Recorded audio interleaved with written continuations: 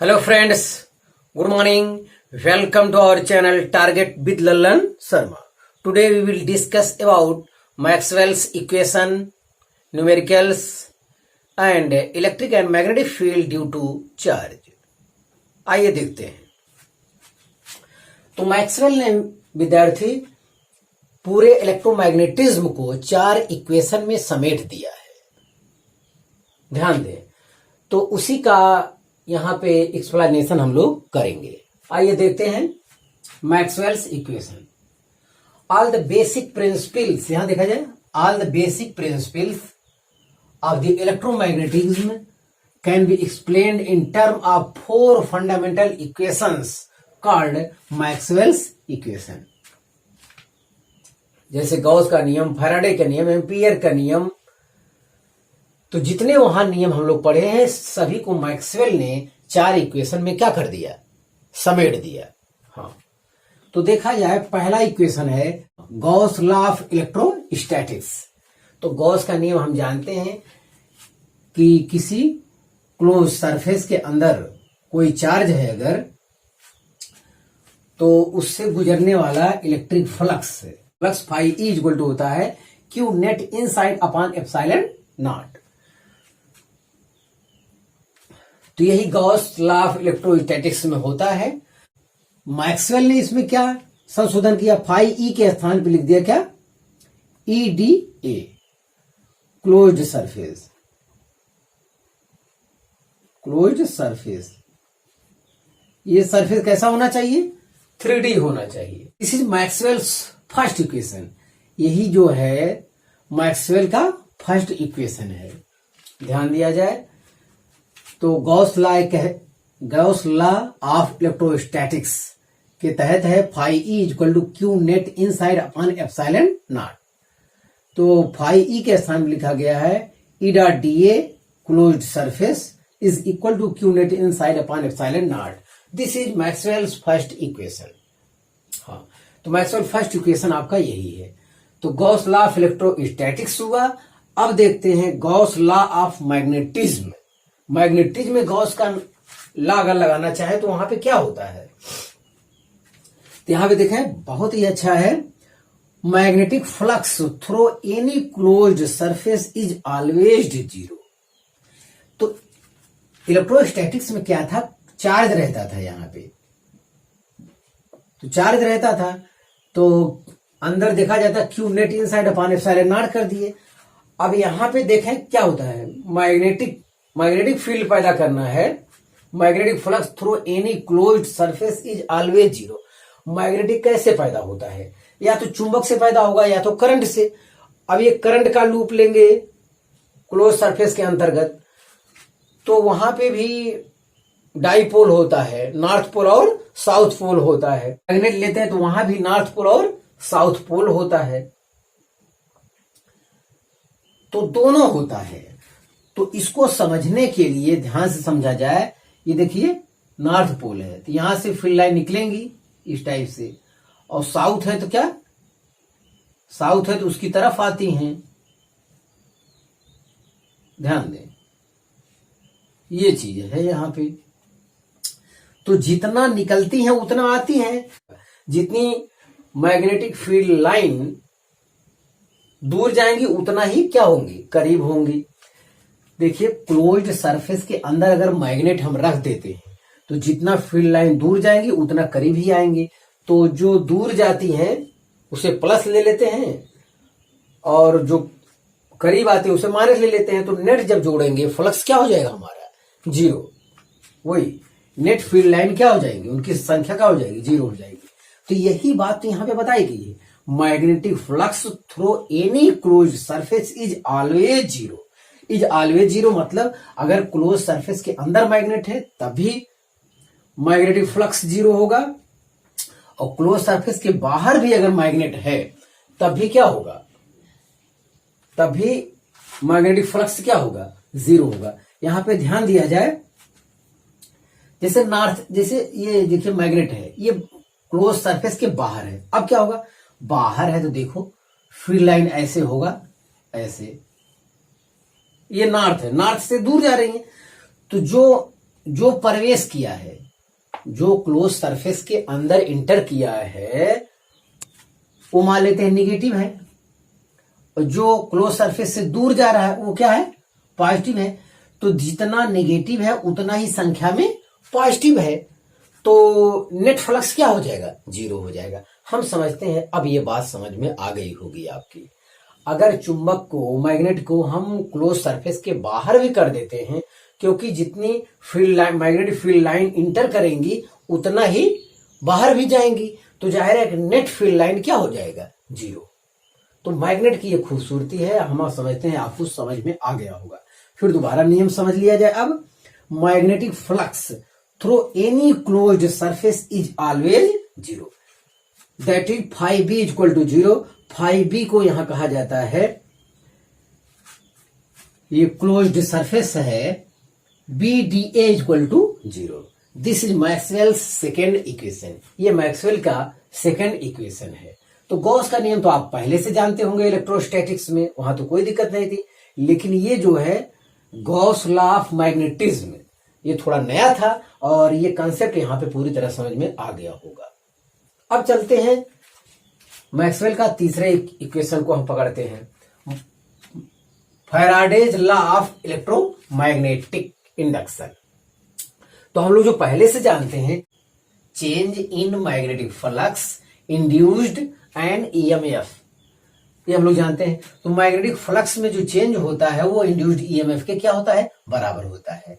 विद्यार्थी, इससे पहले वाले वीडियो में एक थोड़ी सी गलती हो गई, E equal to minus D phi E लिख दिए थे वहां पे हम, तो अब जो है इसको सुधार लेंगे।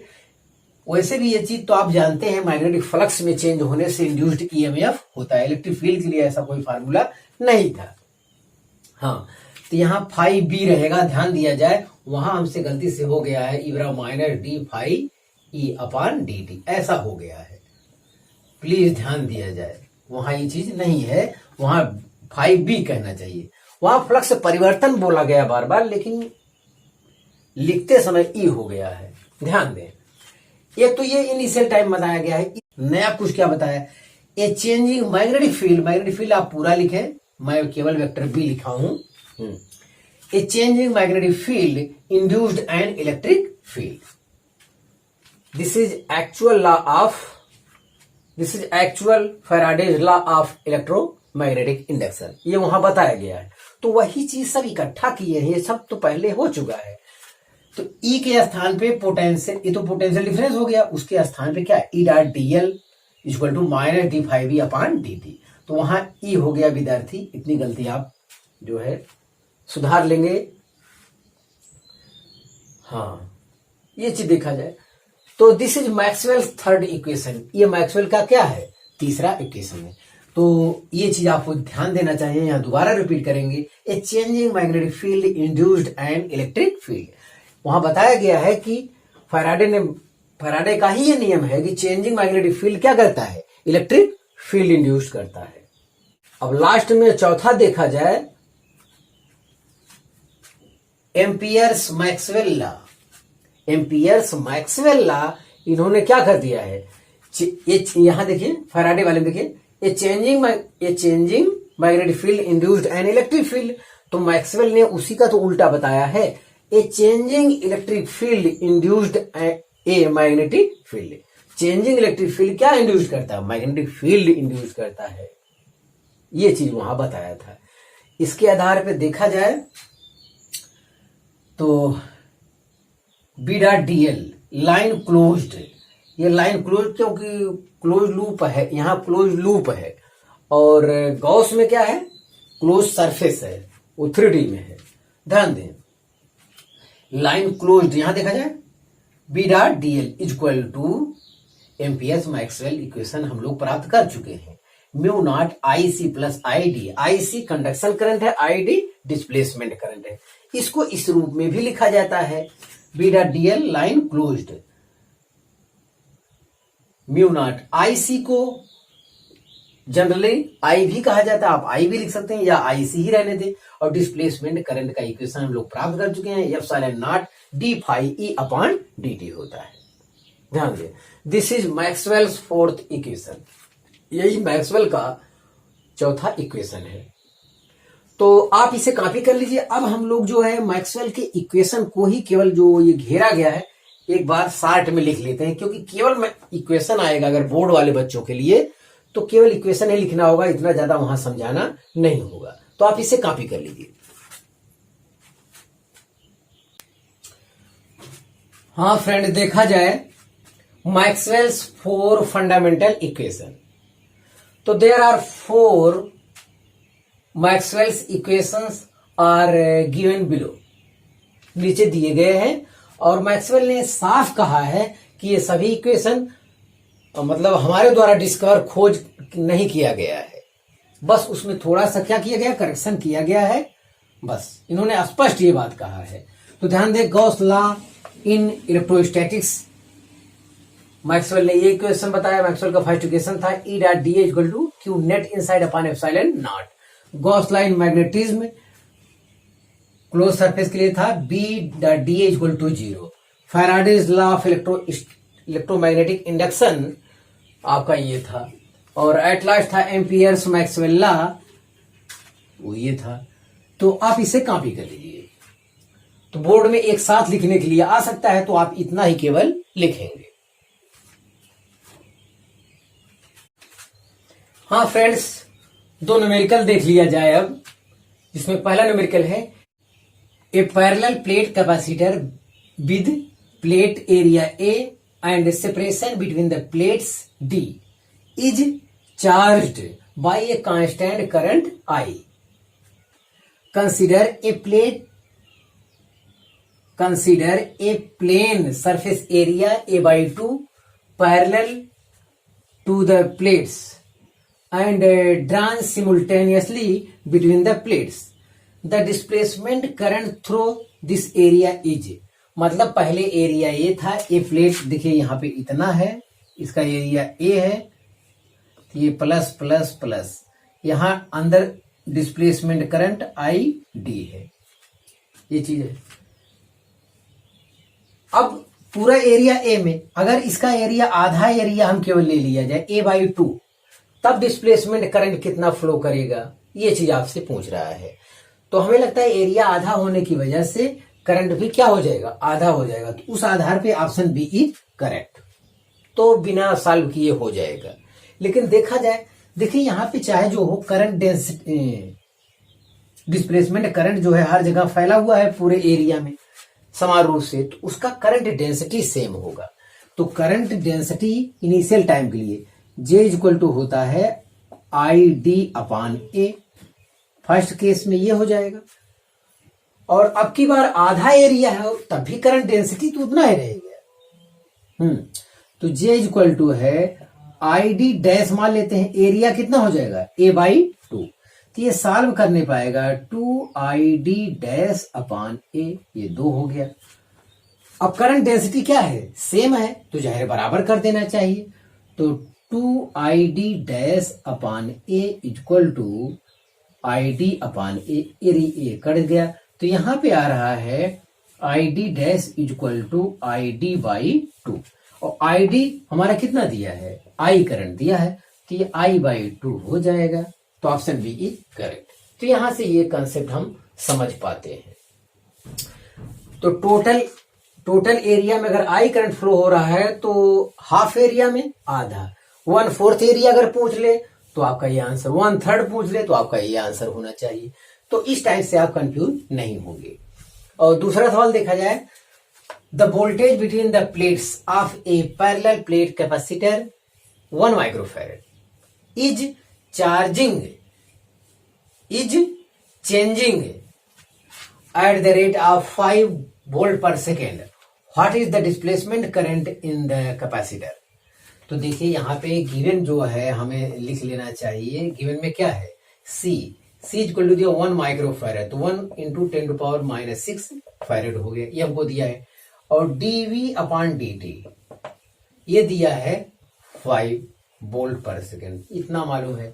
तो डिस्प्लेसमेंट करंट का फार्मूला हम लोग ड्राइव कर चुके हैं, ID equal to C into dV upon dt। तो C आपका है 10⁻⁶ इंटू 5, तो ये 5 माइक्रो एम्पियर। तो ये है ऑप्शन ए इज करेक्ट। तो आप इसे कॉपी कर लीजिए। हाँ विद्यार्थी, अगला हेडिंग देखा जाए, electric field and magnetic field due to a charge. तो इसका कुछ कॉन्सेप्ट हम लोग पहले से जानते हैं। देखा जाए तो केस फर्स्ट है चार्ज एट रेस्ट। अगर कोई चार्ज रेस्ट पे है तो हम लोग जानते हैं कोई चार्ज क्या है, क्यू, रेस्ट पे है, तो उसके कारण केवल इलेक्ट्रिक फील्ड उत्पन्न होता है। ये चीज हम लोग जानते हैं, तो यही हमें बताना था। तो केस फर्स्ट खत्म हो गया। और मैग्नेटिक फील्ड यहां हो नहीं सकता, क्योंकि जब चार्ज मोशन करेगा तब करंट बनेगा, तब मैग्नेटिक फील्ड हो सकता है। तो यहाँ पे मोशन तो कर नहीं रहा है, आई जीरो होने की वजह से बी क्या होगा, जीरो होगा। ध्यान दिया जाए। तो केस फर्स्ट खत्म। सेकेंड केस देखा जाए। केस सेकेंड कह रहा है charge in motion with uniform velocity. कोई चार्ज यूनिफॉर्म वेलोसिटी से मोशन कर रहा है तब क्या होता है, मतलब इलेक्ट्रिक फील्ड मैग्नेटिक फील्ड कौन उत्पन्न होता है या दोनों उत्पन्न होते हैं, ये चीज आपको बताना है। हाँ, तो इसमें दो कंडीशन समझना ज्यादा जरूरी। If free charge in motion with uniform velocity then produces electric field and magnetic field both. अगर चार्ज क्यू जो है यूनिफॉर्म वेलोसिटी से मोशन करने के लिए फ्री है, तो ऐसी दशा में इलेक्ट्रिक फील्ड और मैग्नेटिक फील्ड दोनों प्रोड्यूस होगा। ये कहना ज्यादा ठीक है, ये कहना ज्यादा ठीक है। अगर फ्री है तब मोशन के लिए चार्ज के कारण इलेक्ट्रिक फील्ड हो जाएगा। अब ये मोशन करेगा तो जाहिर है करंट उत्पन्न होगा, करंट उत्पन्न होगा तो मैग्नेटिक फील्ड उत्पन्न हो जाएगा। ये चीज देखा जाए। अब लेकिन एनसीईआरटी कुछ दूसरा कहती है। तो दूसरे पॉइंट देखा जाए, if charge moving in circuit then produce only magnetic field. लेकिन एनसीईआरटी कहती है if charge moving in circuit then produces only magnetic field. मतलब एनसीईआरटी जो जवाब देता है वो कहता है केवल मैग्नेटिक फील्ड ही प्रोड्यूस होगा। एनसीईआरटी के अनुसार केवल मैग्नेटिक फील्ड उत्पन्न होगा। ऐसा क्यों वो कह रहे हैं, तो उसका ये कंडीशन ज्यादा सुटेबल होगा। If charge moving in circuit then produces only magnetic field. अगर चार्ज सर्किट में मोशन कर रहा है तो वहां केवल मैग्नेटिक फील्ड प्रोड्यूस करेगा। अब इस बात को समझा जाए खूब बढ़िया से। जैसे ये सर्किट ले लेते हैं, सर्किट ले लेंगे, यहां पे देखिए प्लस माइनस, तो यहां पे करंट इधर फ्लो करेगा, ई करंट के अपोजिट डायरेक्शन में जाएगा। यहां पे करंट ऐसे जाएगा, ये रेजिस्टेंस है, तो करंट के अपोजिट डायरेक्शन क्या, इलेक्ट्रॉन मोशन करता है। तो यहां पे आप जानते हैं कि जो बैटरी से कनेक्ट कर देते हैं तो इलेक्ट्रॉन ड्रिफ्ट वेलोसिटी से मोशन करते हैं और वो कांस्टेंट वेलोसिटी होता है। तो जाहिर है कि वो यूनिफॉर्म वेलोसिटी वाला कंडीशन भी पूरा हो गया। लेकिन ये बैटरी जो है इलेक्ट्रॉन पैदा नहीं करता, बल्कि इलेक्ट्रॉन को क्या करता है, मोशन करता है, मोशन प्रदान करता है इलेक्ट्रॉन को, वो पैदा नहीं करता। अब ये इलेक्ट्रॉन कहां से पैदा हुआ होगा कि ये इसी के अंदर से पैदा होगा। जिस एटम से इलेक्ट्रॉन निकला होगा, जिस एटम से इलेक्ट्रॉन निकला होगा उसमें प्लस चार्ज आ जाएगा और इलेक्ट्रॉन पे क्या आ जाएगा, निगेटिव चार्ज। तो इसका नेट चार्ज कितना होगा, नेट चार्ज जीरो होगा। नेट चार्ज जीरो होने की वजह से अगर इसे हम क्लोज सरफेस में कर लेते हैं तो क्यू नेट इनसाइड क्या आ जाएगा, ये जीरो आ जाएगा। तो इलेक्ट्रिक फ्लक्स क्या हो जाएगा, जीरो। तो इलेक्ट्रिक फील्ड क्या हो जाएगा, जीरो। तो ये चीज यहां पे समझना है। अगर ये एनसीईआरटी वाला कह रहा है charge in motion with uniform velocity, तो ये कह रहा है ओनली मैग्नेटिक फील्ड प्रोड्यूस होगा। तो ये बात तब सत्य है if charge moving in circuit then produce only magnetic field. अगर चार्ज सर्किट में मोशन कर रहा है, सर्किट मोशन करेगा तो वो इलेक्ट्रॉन होगा। इलेक्ट्रॉन कहां से निकलेगा, एटम से। एटम से निकलेगा तो वो कैटायन बनाएगा, एक प्लस हो जाएगा, एक माइनस, इसका नेट चार्ज जीरो हो जाएगा। नेट चार्ज जीरो होने की वजह से इलेक्ट्रिक फील्ड पैदा नहीं होगा। तो हम समझते हैं कि ये कंसेप्ट आप पूरी तरह समझ चुके हैं। हाँ, तीसरा केस देखा जाए, तीसरा और अंतिम केस जो कि बहुत जरूरी है, इस पर गौर किया जाए। Accelerated charge particle. आपकी बार चार्ज जो है एक्सेलरेट कर रहा है, तो वहां पे क्या होगा, तो एक्सेलरेटेड चार्ज पार्टिकल क्या क्या करता है। अब एक्सेलरेटेड चार्ज पार्टिकल का केस कहां आता है, तो आपको बताया गया है कि एलसी ऑसिलेशन हम आपको पढ़ाए हैं। एलसी ऑसिलेशन बहुत जल्दी उसका वीडियो नया गया है, तो उसको समझने के लिए, इसको समझने के लिए वो वीडियो देखना बहुत जरूरी है, एलसी ऑसिलेशन। तो एलसी ऑसिलेशन में आपको ये समझाया गया है कि ये फुल्ली चार्ज हो जाएगा कैपेसिटर, तो ये Q0 प्लस में, ये माइनस में, और फिर जब डिस्चार्ज होने लगेगा मैक्सिमम से, तो Q हो गया था, कम हो गया, क्या हो गया, Q माइनस Q हो गया, और एट लास्ट में क्या हो गया, 0 हो गया। एट लास्ट में चार्ज क्या हो गया, 0 हो गया, ऐसा हो गया। तो चार्ज 0 हो गया तो करंट मैक्सिमम हो जाता है। यहां पे करंट 0 रहता है, यहां पे करंट क्या है, आई क्या है, 0 है। 0 से हीरो इस टाइप से बदलता रहता है। तो कैपेसिटर में क्या होता है, एक्सेलरेटेड चार्ज वाली कहानी वहां पे होता है। एक्सेलरेटेड चार्ज कहा जाए या ऑसिलेटिंग चार्ज कहा जाए, दोनों एक ही बात है। ध्यान दे, यहाँ पे कैपेसिटर एलसी ऑसिलेशन वाला वीडियो देखा जाए, जो देखे हैं वो लोग ध्यान से समझ सकते हैं आसानी से। यहाँ पे चार्ज मैक्सिमम, यहाँ पे कम, यहाँ पे 0, तो फिर बढ़ना शुरू हो जाएगा। तो इस टाइप से अधिकतम न्यूनतम होता रहता है, चार्ज का यहाँ ऑसिलेशन होता है। अब यहाँ देखिए, यहाँ चार्ज मैक्सिमम है तो यहाँ इलेक्ट्रिक फील्ड पैदा होगा, इलेक्ट्रिक फील्ड पैदा होगा, वो भी इलेक्ट्रिक फील्ड बहुत ज्यादा होगा। यहाँ इलेक्ट्रिक फील्ड इसकी तुलना में कम होगा, यहाँ पे इलेक्ट्रिक फील्ड 0 हो जाएगा। ये क्या हो जाएगा, 0, क्योंकि कोई चार्ज नहीं कैपेसिटर के बीच। फिर बाद में फिर अब डिस्चार्ज होगा कैपेसिटर, फिर चार्जिंग बढ़ने लगेगा। यहाँ इंडक्टर वहां लगा था, एलसी ऑसिलेशन में इंडक्टर है, इंडक्टर की वजह से फिर धीरे धीरे चार्ज होने लगेगा, तो फिर ये क्रिया रिवर्स होगी। इस टाइप से इलेक्ट्रिक फील्ड, मैग्नेटिक फील्ड, अब ये डायरेक्शन भी चेंज हो जाएगा, क्योंकि प्लस माइनस आगे पीछे होगा। ध्यान दें, तो ये सब एलसी ऑसिलेशन में हम लोग पढ़ चुके हैं, ध्यान दिया जाए। अब वही चीज यहां पर समझा जाए। देखिए, एक्सेलरेटेड चार्ज पार्टिकल क्या करता है, पहला कंडीशन देखिए, an accelerated charge particle produces a time varying electric field and magnetic field. Accelerated charge particle electric field और मैग्नेटिक फील्ड प्रोड्यूस करता है।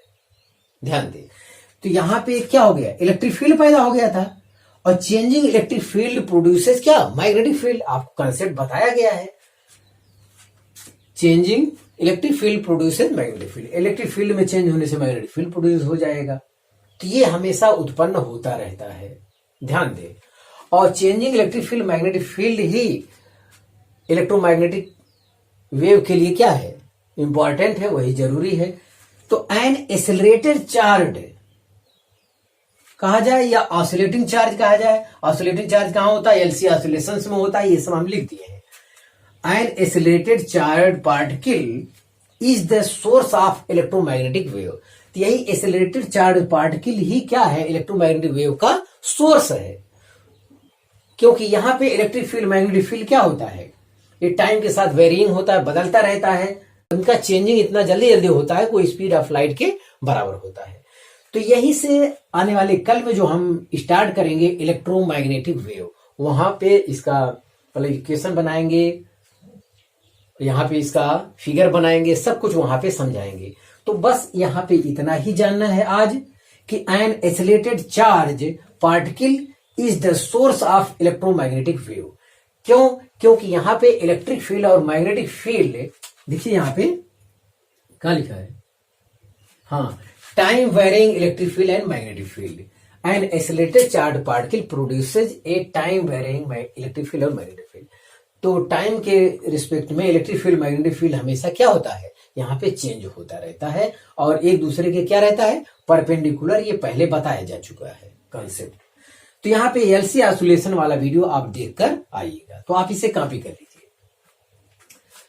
हाँ विद्यार्थी, आज बस इतना ही। आप मेहनत से पढ़ाई करते रहें। All the very best.